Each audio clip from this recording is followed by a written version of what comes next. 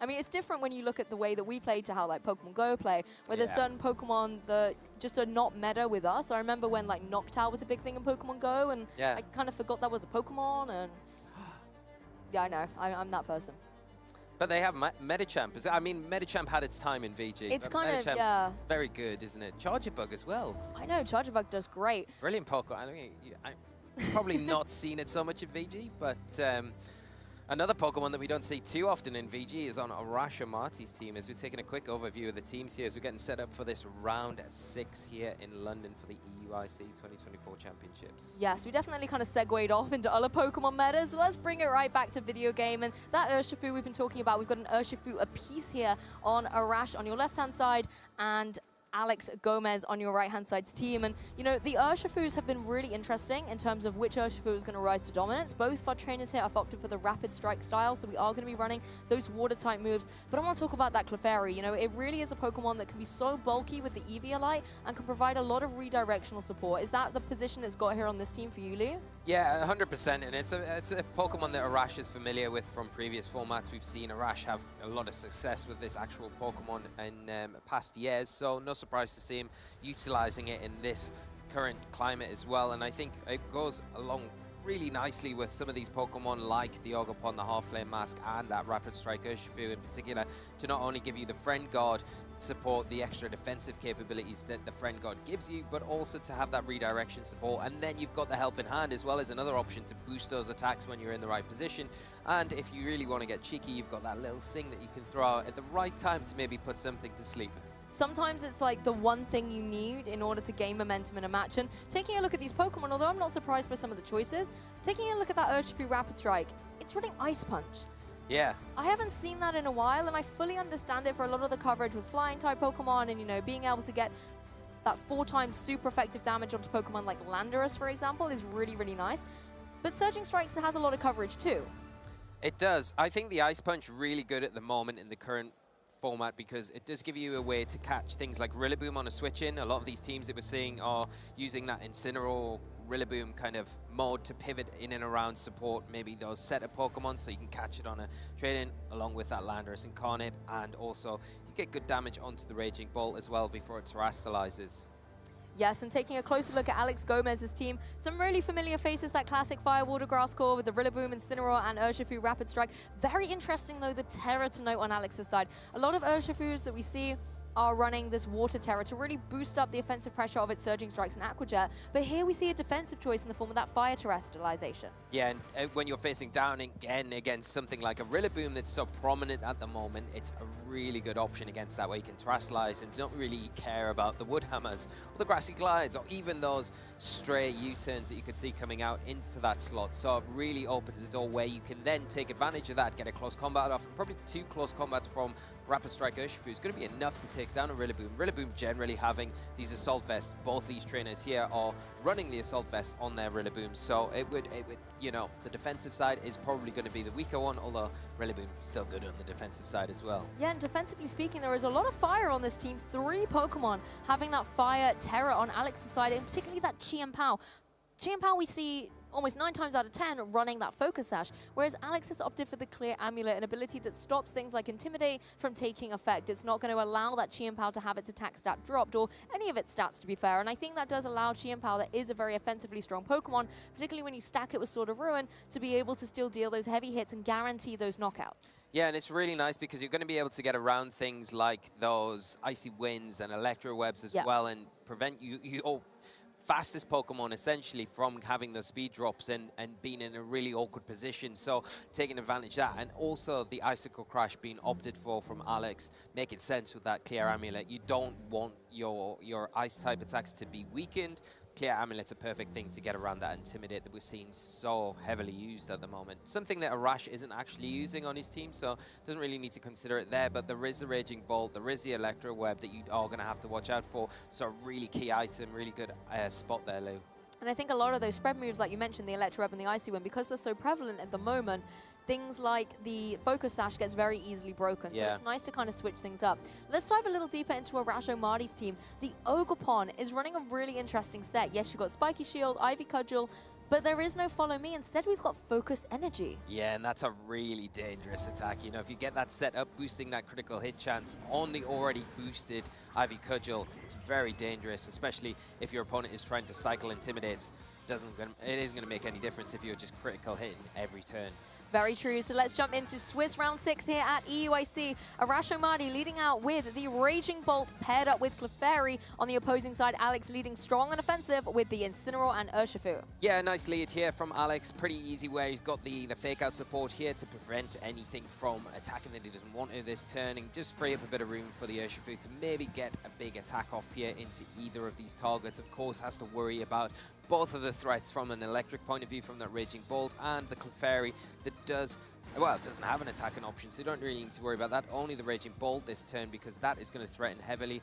But we are going to see that Clefairy leave the field, the Friend Guard leaving with it, so you haven't got that defensive Bolt. But maybe the Raging Bolt here tries to go for an attack, maybe protects here while the Rillaboom comes onto the field. I guess you're switching out that defensive support in the way of having a fake out in the following turn. Incineroar on Alex's side just locks down that opposing Raging Bolt as Urshifu tries to go for these surging strikes into the Clefairy. A fantastic switch by Arash, bringing in this Rillaboom that is not going to mind taking these at all.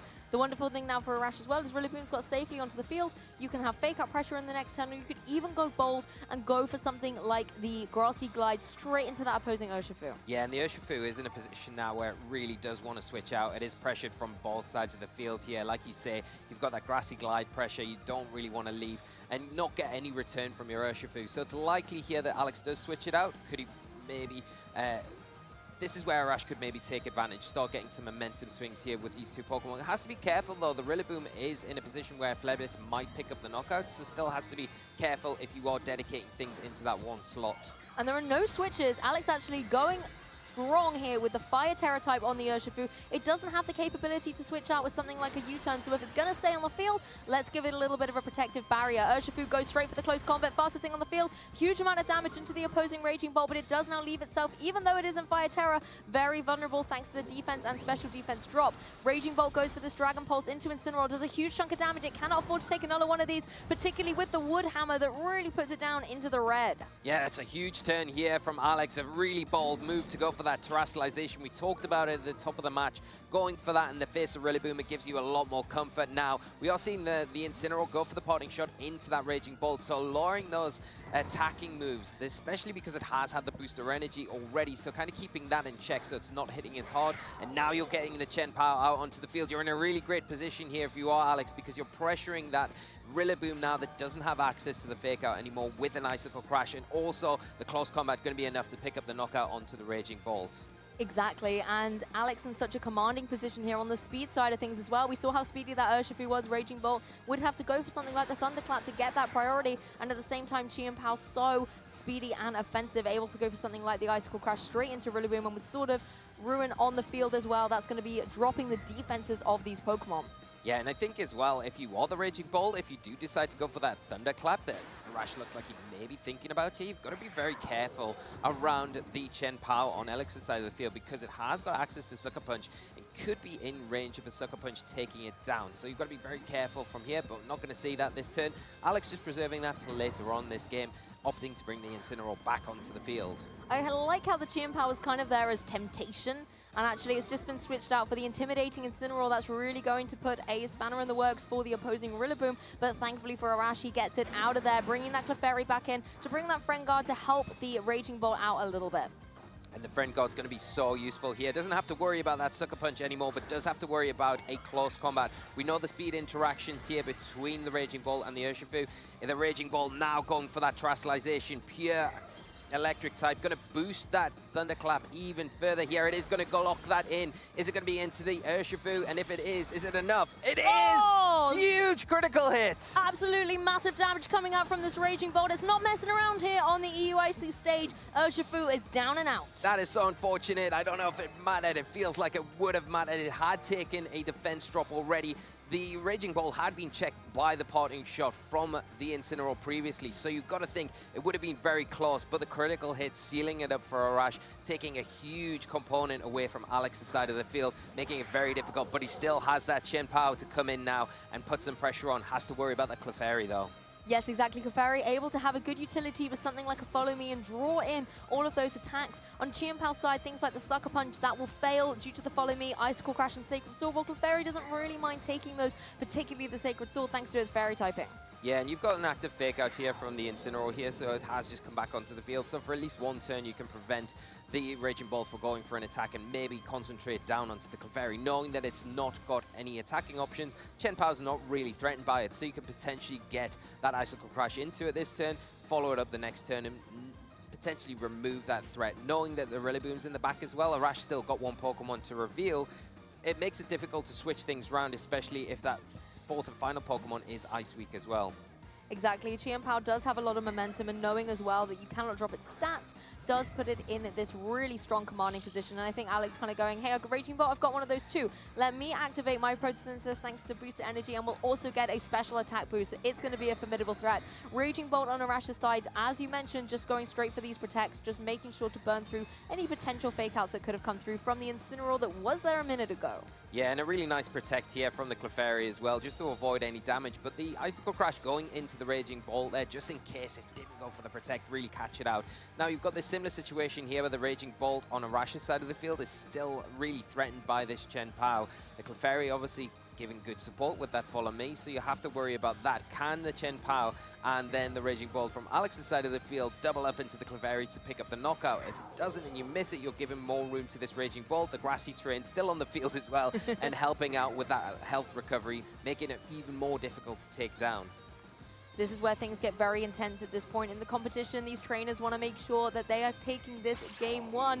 Chien Pao does go for the Icicle Crash. Raging Bolt able to take that really well, having dropped its Dragon typing. It retaliates with the Dragon Pulse, does significant damage to that opposing Chien Pao as the Raging Bolt on Alex's side utilizes this opportunity to go for a Calm Mind, boosting up its special attack and its special defense. Yeah, that's a huge turn here for Alex going for that. But the Sing coming out from the Clefairy and putting that Raging Bolt straight to sleep, saying, no, you're not allowed to take advantage of those Calm Minds anymore. I mean, that's one way to calm your mind, take a nap. Do you know what I mean? Like, just switch off your brain, relax for a minute, and that's really, Clefairy's just trying to help out the opposing Raging Bolt. What a fantastic turn for Arash Ommati. Yeah, really paying off there, because you see that turn play out, you're thinking, why is the Follow Me not coming out? But because of that Friend Guard, the Raging Bolt able to survive the initial Icicle Crash, and then the Sing paying off there, putting to sleep Chien Pao going for that Protect this turn. High risk, high reward, but that's what players need to do at this point. The Follow Me, the classic comes through from Clefairy, just drawing in all the attacks from its opposing Chien Pao. Dragon Pulse, however, goes into the Protect. Not going to be any damage dealt into that Clefairy here, as the Raging Bolt has to take that turn of sleep. And it has taken a turn of sleep. The Calm Mind's a really nice option.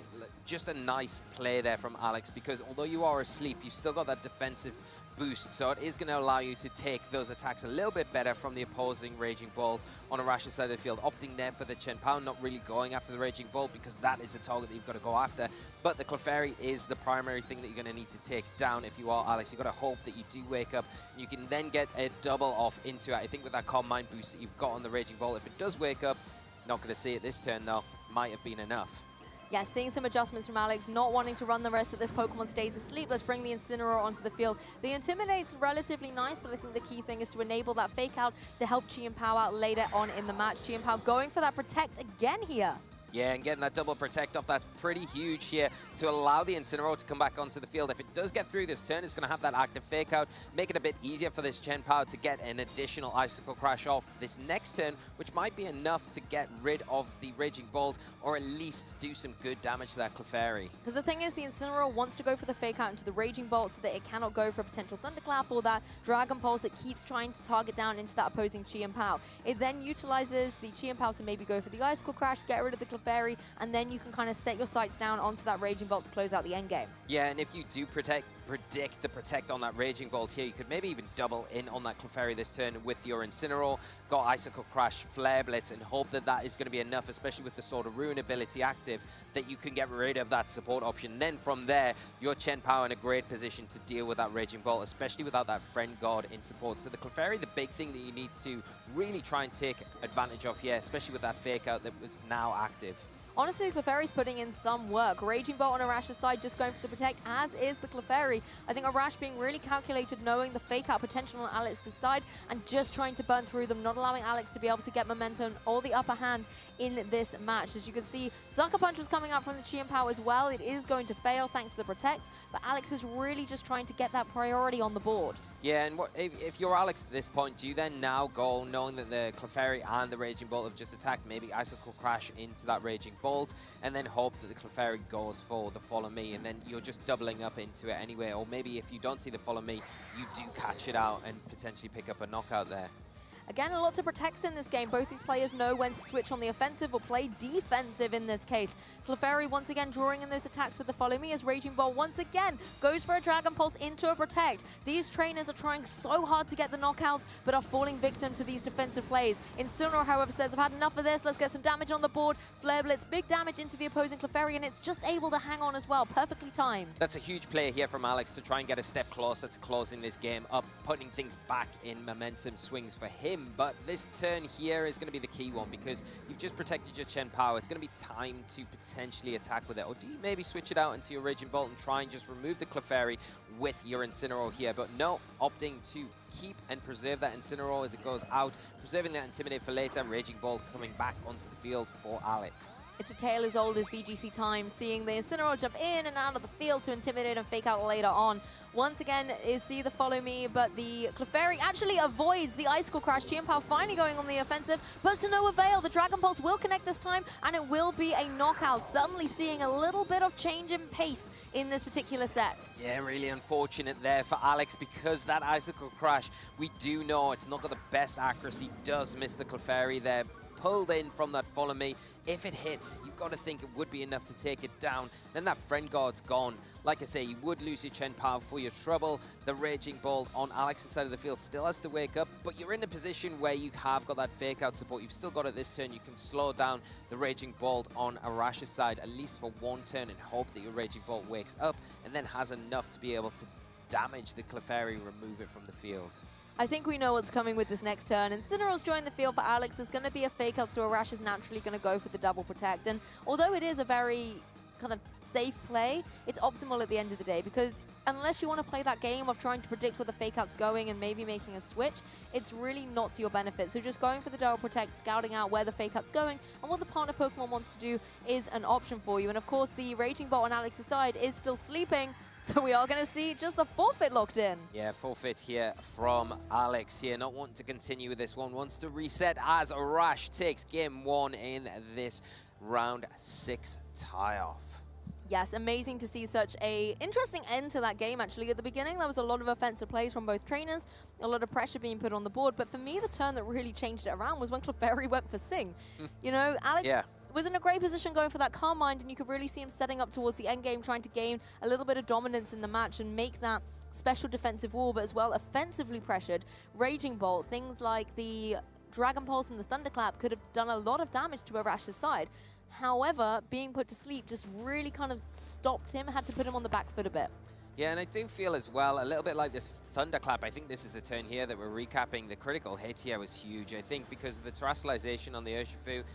I really feel, even though the defense drops had happened, it probably would have survived. And I think this is where a big bit of momentum swung for Arash here. And I think you can see maybe was a little bit unfortunate with picking up a knockout there and took away one of the big key aspects for Alex in this game. It made it very difficult. Like you said, another real key pivotal turn was punishing the fact that that Raging Bolt went for a Calm Mind and went for the Sing into it, and it really paid off in that situation. Made it difficult for Alex to again gain any momentum from that time on. And like our old buddy Adam would say, if you want to win the raffle, you got to buy the ticket. Yeah, for sure. And I think Clefairy's definitely got a ticket for that front row there. It really was the thorn in Alex's side a bit, because yes, it went for the Sing, but actually as I reflect on its interactions with the opposing Raging Bolt, it's not like the Raging Bolt can go for Dragon type moves into it. It's a Fairy type.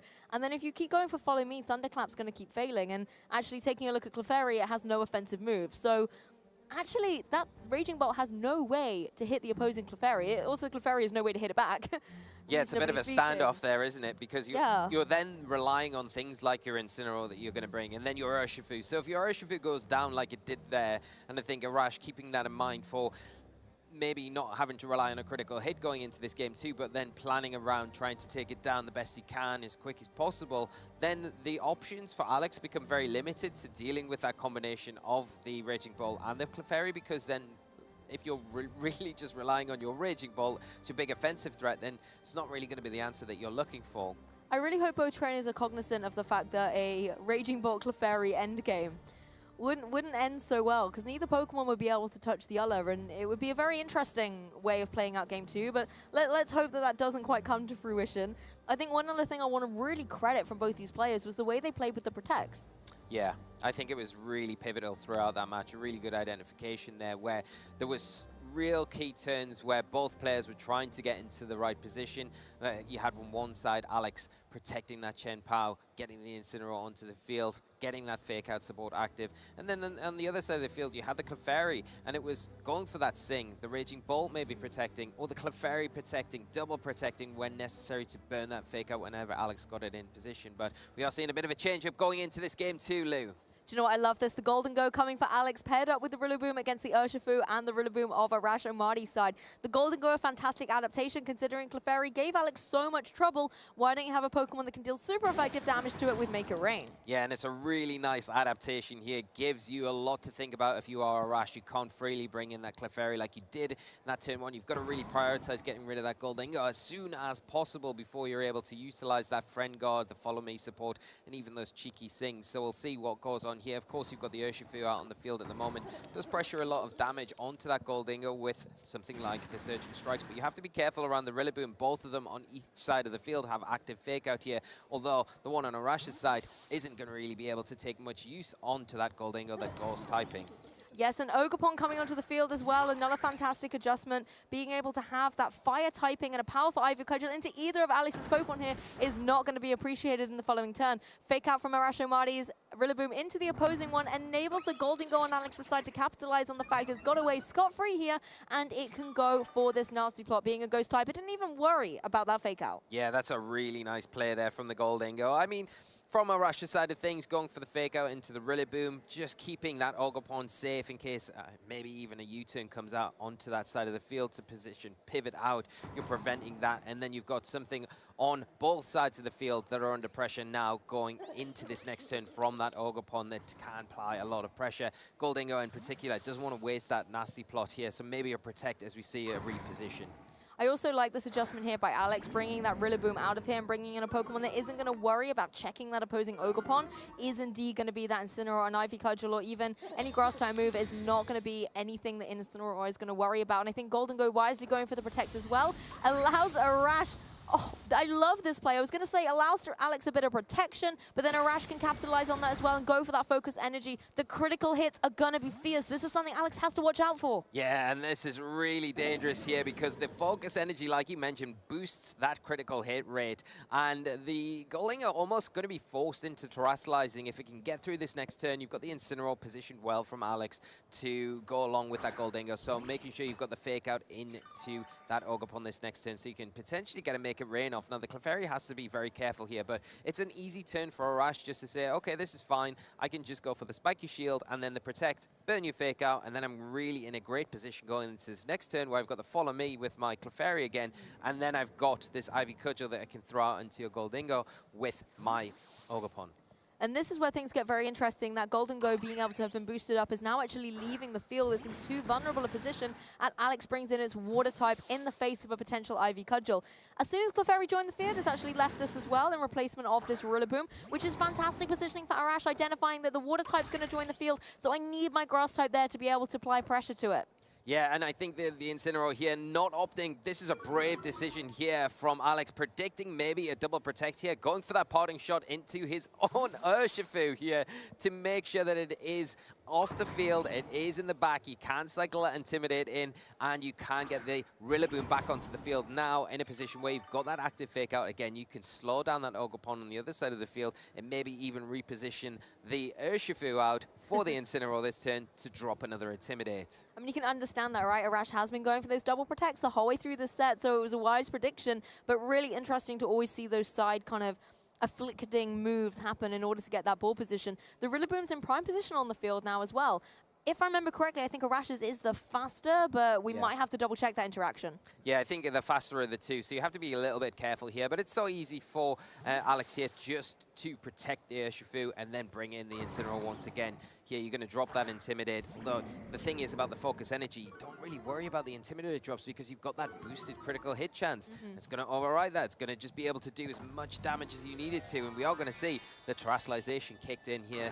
I honestly think it's a stroke of genius because, as you've mentioned, the critical hit will negate any of those drops. And although we see a lot of Swords Dance Ogerpon, you still need that critical hit in order to be able to, if you've taken a lot of Intimidates, for example, be able to go through. So it's really interesting to see that come into play. The fake out comes through from the Rillaboom as the Ogerpon does indeed go for the Ivy Cudgel into the Incineroar that switched in, does a significant chunk of damage with that critical hit, but Incineroar going to be able to take that really well thanks to his typing. Yeah, the Terastallization here from the Urshifu, really nice. It is going to be able to do it. Decent amount of damage to the Ogerpon on the opposite side of the field now. I'm not really going to have to worry about the Grassy Glide or the Wood Hammer from the Rillaboom either. So in a pretty comfortable position. You just need to be able to manage it better this game than what happened last game. You don't want to get taken down to a critical hit like it did with that Raging Bolt from Arash in game 1. And I feel like in this position as well, you resist the Ivy Cudgel here from the Ogerpon. So you can pretty comfortably sit in front of it and try and get some big damage off.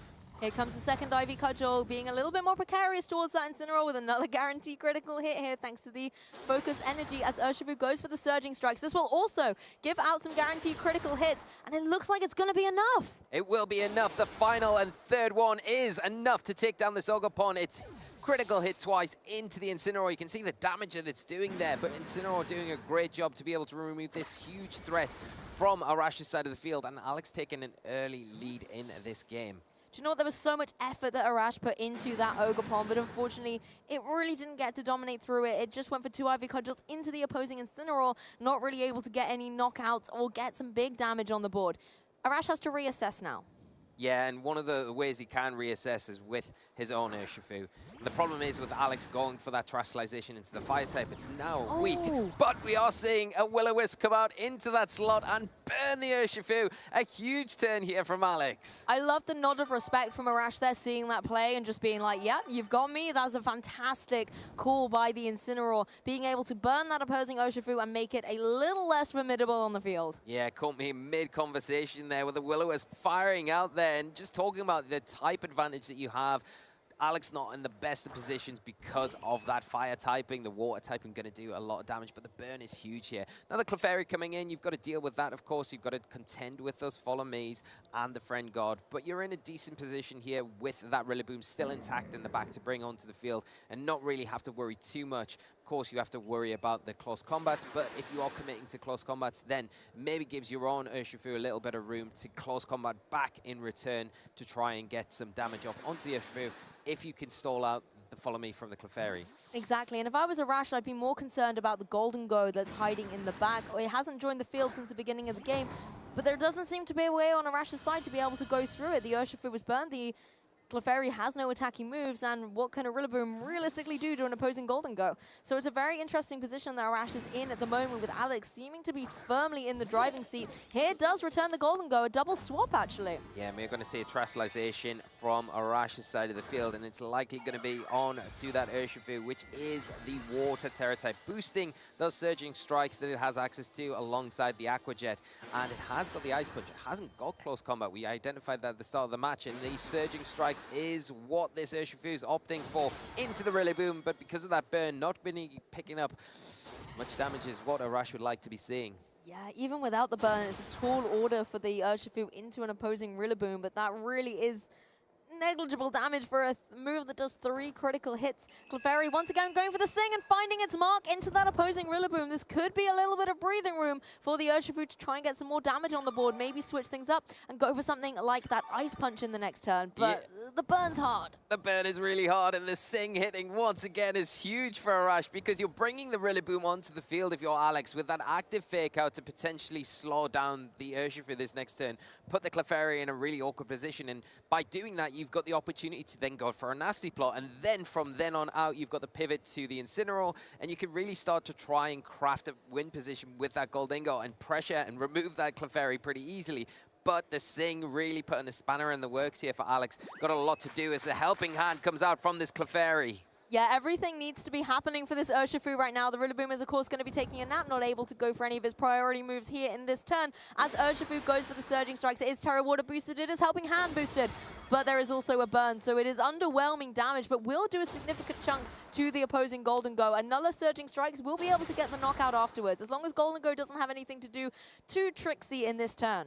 Yeah, and if we are going to see it return with a Shadow Ball here, not wanting to go for the Make It Rain just yet, just get some decent damage onto that Urshifu.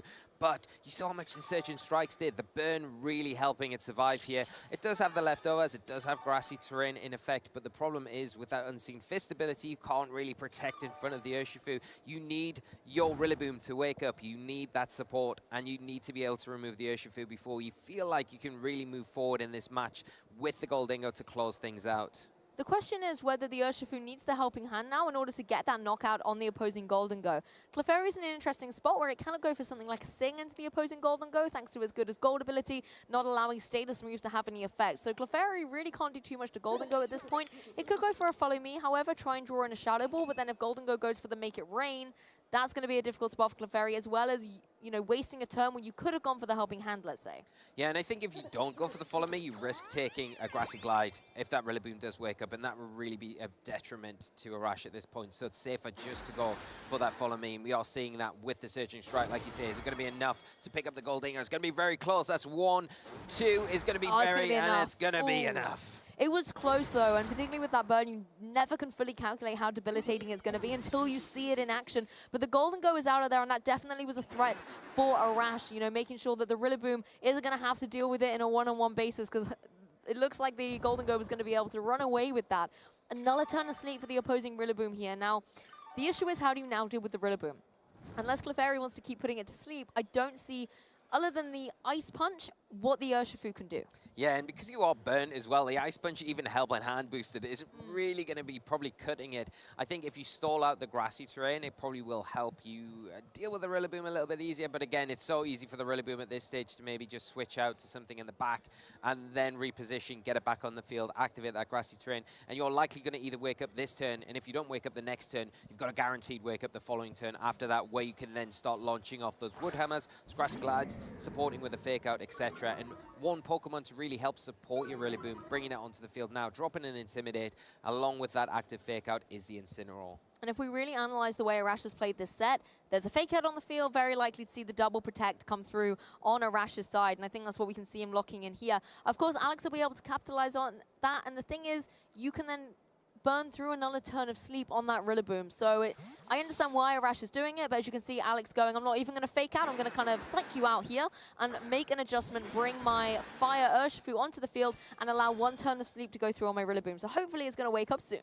Yeah, we are going to see the double Protect here. Clefairy just not wanting to take any damage here, as it is joyfully going for another Protect in front of these 2 threats. But the Rillaboom, like you say, does wake up, trying to get that U-turn off. So, oh, it does. Into the Urshifu. Here he's going to be able to get the Incineroar back onto the field and have that active Fake Out. This is a great play from Alex, positioning-wise, predicting that double Protect. Honestly, consistency can be key, but sometimes it can be the thing that puts you on the back foot. Alex reading so perfectly how Arash is playing that out. And look at this, another Intimidate down on the field.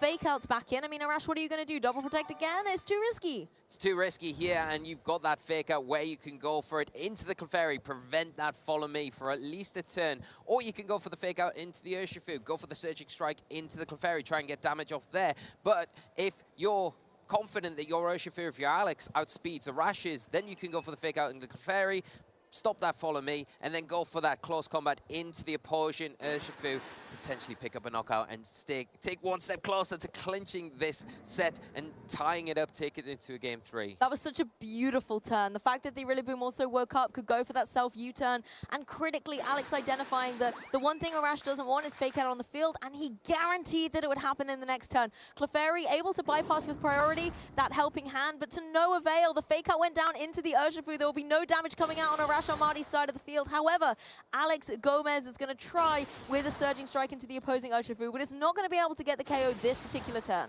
Not this turn, but you've got to say that the chip damage with the burn as well is going to stack up here. It's not going to be enough to pick up the knockout, and especially with the grassy terrain in effect here, really helping heal up that damage. It's a nice play there from Alex, where he's able to kind of capitalize on a situation, getting the fake out into the Urshifu there and going for the surging strike, just in case we do see a follow me there from the Clefairy, but opting to protect this turn. But now that Urshifu on Arash's side of the field, falling ever so closer to being susceptible, getting knocked out, and I think that's something that Arash has to worry about here. He does still have the Rillaboom in the back to potentially bring in and use that Clefairy while it's still active. The temptation's got to be to go to follow me on the Clefairy and then go for surging strikes on the Urshifu, try and go into the fire Urshifu on the opposing side. But that Rillaboom, as you said, Lee, is sneaky in the back. It could easily come through. So possibly you want to use Clefairy to go for a sing into that slot. Maybe it'll hit into the Urshifu. It's been pretty accurate so far in this set. And even if, you know, there is the switch, then Rillaboom might be taking another nap in this set. Yeah, and I think that's something that you would risk if you're Alex here, because the Sing's so low accuracy. We are seeing that Incineroar switch out for that Rillaboom. It is going to come back onto the field now, and it will have that fake out active after this turn. The grassy terrain set up once again.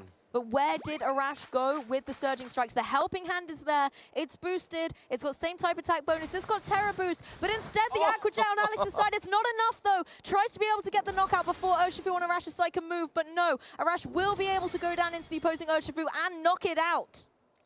Even with that burn, going to be enough to 2-hit KO with that helping hand boost. And the Urshifu on Alex's side of the field going down this war of attrition between these Urshifus. Arash has come out victorious here, and Aurora taking a step closer to closing this game out. You've got to credit this little Clefairy, that friend guard ability coming in clutch, being able to enable its partner Urshifu to take that Aqua Jet.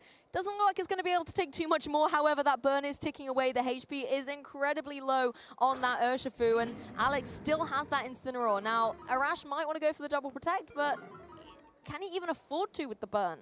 I think he can do in this situation, because with the grassy terrain being in effect, it's kind of cancelling out the burn. So it goes first, right? Yeah, it goes first, give you that bit of recovery. So you'll be in the same position going into the next turn. So you do double protect here, I think, in this situation. And then you've got an option to take down that Incineroar. And I think from there, you might be able to weave in and out with your own Rillaboom, the Clefairy support as well, to deal with that remaining Rillaboom. That's one way to look at it, at least. But we're going to see how things play out here, Lou. Well, as usual, Arash going for the double protect here. Alex Gómez is down to his last 2 remaining Pokemon, so we cannot see any switching shenanigans here, although Rillaboom is trying to go for the U-turn just for the damage into that opposing Clefairy. No fake out from this Incineroar, of course. Instead went on to the offensive with that Flare Blitz. And you can really see Alex kind of going, this Clefairy is really causing me some trouble. It's caused me trouble all set. I want to get rid of it now, but it's going to stick around for at least one more turn. Yeah, and one more turn is probably one turn too many for Alex here. It is going to be in the position where he just can't click that follow me this next turn. It's going to pull in any grass type attack from the Rillaboom, any fire type attack from this Incineroar, and it's likely both of them, they might be able to pick up the knockout onto it, but will that be enough for the Urshifu then in this situation to potentially get the knockout onto the Incineroar? Or could you see maybe even an Ice Punch onto that Rillaboom? This is what I love, though, Clefairy being so useful as a supporting Pokemon, going for that follow me, bringing in the Grassy Glide, not taking too much damage from it, but most importantly, protecting the Urshifu so it can go for these surging strikes into the Incineroar. Doesn't matter that it's burnt, it's going to be more than enough to get the KO. And that is a huge turn here from Arash, able to pick up the knockout onto this Incineroar. Massive here, leaving Alex with these lowly Rillaboom against the Rillaboom, the Urshifu, and the little Clefairy that could on Arash's side of the field. Honestly, the redemption arc for Arash Ommati in this game too has been incredible. Alex Gómez was in such a strong position, but I think when that Golden Go went down, that's when things really started to unravel. The battle is cancelled. Arash Ommati is going to take this set. This is an incredible win from Arash, and like you said, the whole theme of this whole game has been the Clefairy. How useful it was the star of the show. The follow me, the friend guard, the positioning, the protecting. The singing all the way through was incredible. And Arash taking the win, going 6-0 here in the European International Championships here in London and progressing on with another victory. And faced with such adversity in that game too, it definitely looked a little bit tricky for Arash at one point, but it does just show the caliber of player he is. At the end of the day, he's a previous world champion, and you can see why. He constantly was looking for those win conditions, played perfectly with that Clefairy, and knew exactly when to go for those defensive and offensive plays. I have to credit, though, that one turn by Alex Gómez where he knew the double protect was happening and he ensured that Fake Out would still be on the field was just masterful. Yeah, it was so good, and you could see him doing it earlier on in the match as well. Just didn't quite pay off, but like you can see here, once that Urshifu had terrestrialized on Arash's side of the field, even though the burn was, you know, the will-o-wisp play as well from Alex, we aren't mentioning that. It was so pivotal there, because if you hadn't got that, this match would have been over way before it slowed the pace down massively. Massively, put a lot of pressure on Arash, but like you say, even after that, playing it perfectly, Alex doing all the right things, a real war of attrition between two top trainers. And this was a big moment too, you know, using that Urshifu that had been so good for Alex, particularly with that defensive terror typing, I think was really, really nice. The issue is when you're coming down against a water type that's also going for the water terror, that's where things get a little bit difficult for you. But in the face of Pokemon like the Ogerpon and the Rillaboom and even the Clefairy, that particular Urshifu was in a really prime position. Yeah, you just want to, I think if you're Alex in this situation, you really wanted to say, like earlier on in the match, maybe take some advantage of the Goldingo, because if you can utilize that, make it rain in the one or two turns that it was out on the field, instead of maybe getting the nasty plot, because after that the Ogerpon came in, it was so pressured it had to leave the field, right? If you make it rain early on in that game, you get some utility out of it, you don't mind switching it out, but you kind of wasted a turn essentially. And there was another opportunity later on in the game where you think, you could have maybe got a make it rain off there, but you can see the logic. You want to get that Shadow Ball off into the Urshifu to chip it down, but yeah, it's really difficult. I mean, credit to both players. What a spectacular event match for us to have here at this event. I literally have no words. Like, you couldn't ask for a better caliber of play between these two amazing trainers. And Arash Ommati, I want to hear what he has to say following that intense set. So let's kick it over to Charlie for the winner's interview. Trainers, what an absolutely masterful gig that was that Arash was showing us there on the stage. A singing Clefairy, Rillaboom providing the percussion, and the Ogerpon Half-Flame getting pumped by all of that music going on. And Arash, you must be feeling pumped right now. Yeah, that was like a really good game against my friend Alex. And I don't feel super good about game one, but game two was very competitive. So yeah, it was a good set. Like game one, I was like way behind at some point because I misread the list. I thought he had a Scarf or Shifu. Oh. And like he CC'd me and it was funny. But then like I crit, but like I thought maybe there was some small roll to KO there, but yeah. And then game two was competitive with Clefairy and everything. Like game two, he didn't bring the ball. Let's talk about that later. Yeah, your Clefairy was so accurate, singing into the right slot, able to put those Pokemon to sleep. And you were really able to solo that game with the team that you had. But that second game, as you were saying, that was a longer, more stamina-based game. So how are you feeling in that game too? Yeah, like game two, he adjusted really well because like Clefairy like nullifies what both would be able to do. So he had adapted and brought a different plan, which was really good. But yeah, game two was a lot of repositioning and it almost went to timer. He got like super, in a super well spot with the Will-O-Wisp. Like I think I was really unsure because like if he didn't Will-O-Wisp, I would have been a great spot sending out your Shifu that turn. But yeah, he did. So it was super close from there. I needed to hit the Sing and Rillaboom not to wake up turn 1-2, so... Yeah, I saw your nod when the Will-O-Wisp landed into your Urshifu. You were thinking, yeah, good play, Alex, good play on that one. Yeah, and like, when he switched out your Shifu, no, the in-scene and side U-turn, that was amazing too. Like, yes. He played super well. Yes, yeah, U-turning his own Pokemon in order to get it out. It was fantastic. But, Arash, you're the one who came out on top. How has this team been doing so far? I mean, you've got an unbeaten record, but Have the sings been landing today? I would say I landed about 50% of them. Oh, okay. Yeah. Okay. So that's about right. I think Yeah, that it's move like is more generally that accurate. Clefairy is like good redirector, Yeah. especially for the bolt thing I was talking about. Yes. So, and I've been playing this team at locals, so I'm used to it. So yeah, so far pretty good.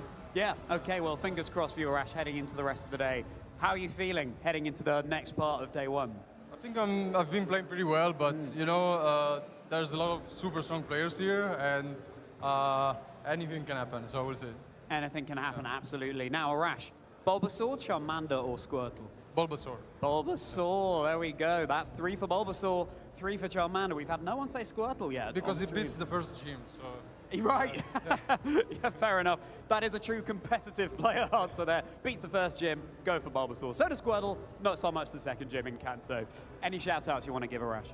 I wanna shout out my friend Marco because like we've been talking like over the last year, 2 years, like all the time about the metagame and like theorizing stuff.